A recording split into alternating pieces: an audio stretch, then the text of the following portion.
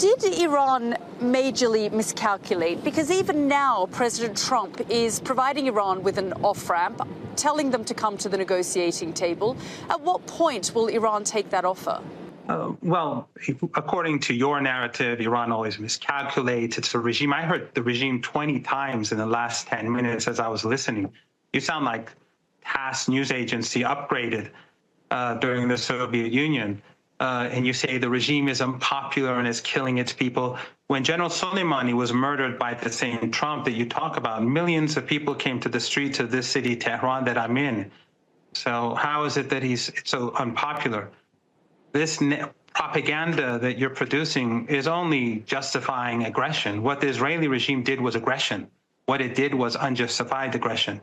And Netanyahu has been saying for over 30 years, some say up to 40 years, he's been saying that Iran's on the verge of creating a nuclear weapon. And thanks to people like you, he gets away with these lies. How do you know that the Israeli regime had bases inside Iran? You're just repeating their propaganda. Of course, Israel for you is not a regime. Sorry, it's a state. But it's a genocidal state carrying out extermination in Gaza. But that's not really important. Are you denying that top commanders were killed? Oh, so you mean what you're referring to basically is an attack, an act of aggression, that they suddenly fire missiles at civilian targets at apartment buildings and slaughter people in those apartment buildings, slaughtering whole families. For you, that's targeting, that's a really sophisticated act. One of the buildings that had some of these commanders, one or two of these commanders, was a large apartment building where they killed everyone. 60 people, 20 children. That's not important for people like you, but that's important for people like us. For you, people like you who support ethno-supremacism and the chosen people being able to slaughter and exterminate Professor Palestinians. Marandi, do you believe they will come to the negotiating table now? Well, your regime should know, and your news agency or your TV channel should know better.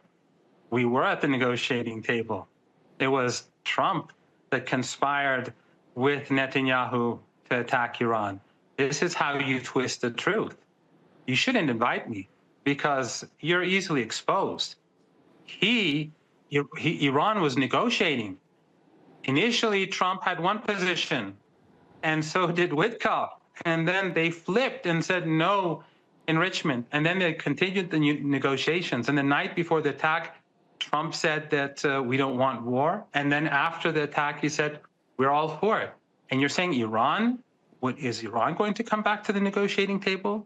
The audacity. Come on. Show at least a bit of integrity. A bit of integrity will help. Okay.